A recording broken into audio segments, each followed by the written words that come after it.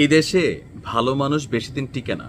যারা মনে করেন যে ডিসি সারোয়ার আলম এই মুহূর্তে যিনি সিলেটের জেলা প্রশাসক, সারা বাংলাদেশের ভাইরাল ব্যক্তিত্ব, ওনার পাশে আমাদের দাঁড়ানো দরকার। ওনার এই বিপদে আমি মনে করি আমার মতন যারা আছেন, যারা চান বাংলাদেশটা পরিবর্তন হোক, আপনাদের প্রত্যেকের উচিত ভিডিওটা শেয়ার করা আর তার পক্ষে নিজেদের অবস্থান প্রকাশ করা সর্বোচ্চ করে। কারণ এই দেশটাতে একটাই সমস্যা, এখানে ভালো মানুষ বেশি দিন টিকে না বা তাকে টিকতে দেওয়া হয় না। এই যে সমাজ একটা চেইনের মতন, সাইকেলের চেইনের মতন। এখন একটা সাইকেলের চেইনে ধরেন 200 বা 300 ছোট ছোট দাঁত থাকে, যেগুলা প্যাডেলের মধ্যে আটকায়, চাকাগুলা ঘুরে। একটা দাঁত যদি ডিস্টার্ব হয়, এই একটা দাঁত যদি ডিস্টার্ব হয়, পুরো সাইকেলটা কি আটকায় যায়? না, এটারে বদলাই ফেলা যায়।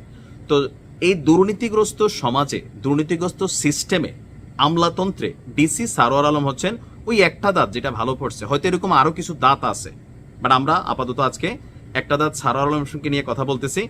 এখন ওনার বিরুদ্ধে আদালত থেকে একটা শোকজের নোটিশ আসছে। এখন কেন আসছে দেখেন, এতটুকু বিশ্বাস আছে ডিসি সারোয়ার আলম ভাই তিনি যা করেন ভালোর জন্য করেন, আমাদের জন্য। এখন এটার পেছনে অন্য ঘটনা আছে কিনা জানি না, বাট এতটুকু বিশ্বাস আছে যে তিনি অন্যায় কোনো কাজ করেন। এখন আসেন কেন তাকে আসলে আদালত থেকে শোকজ করা হলো। সিলেটের জেলা প্রশাসক সারোয়ার ভাইকে শোকজ করেছে আদালত। গতকালকে সন্ধ্যা পর্যন্ত একটা নোটিশ আসছে, নোটিশটি পৌঁছায়নি জেলা প্রশাসকের কার্যালয়ে, বাট গণমাধ্যমে এই নোটিশটার ব্যাপারে তথ্য চলে আসছে। গত বৃহস্পতিবার অর্থাৎ 11ই সেপ্টেম্বর সিলেটের সিনিয়র সহকারী জজ আদালত থেকে এই শোকজ জারি করা হয়। কেন?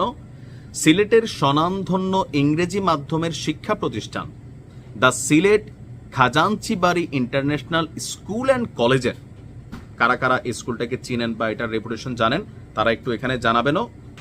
কেন কথা বললাম যে এই স্কুলটারই 2 জন শিক্ষক এবং একজন ভাইস প্রিন্সিপালকে বহিষ্কার করেছিলেন আমাদের ডিসি সারোয়ার সাহেব, বা ওনার নির্দেশেই কাজটা হয়েছে।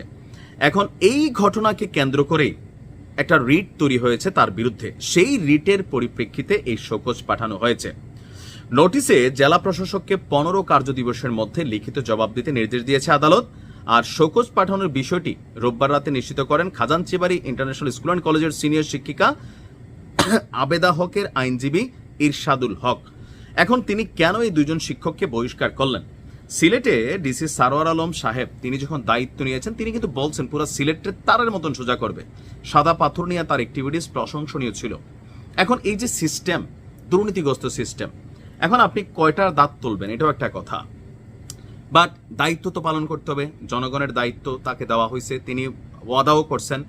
এই কাজগুলো কিন্তু এত সোজা না, কারণ পুরোটা সমাজে অপরাধ, দুর্নীতি জালের মতন ছড়াই আছে। আপনার কথাটা, যেমন আমি এই যে ভিডিও বানাই, আমার ভিডিওকে আপনার কাছে সবসময় ভালো লাগে। সারা বছর ভিডিও দেখে একজন ব্যক্তির হঠাৎ করে আমার উপরে রাগ ওঠে কেন?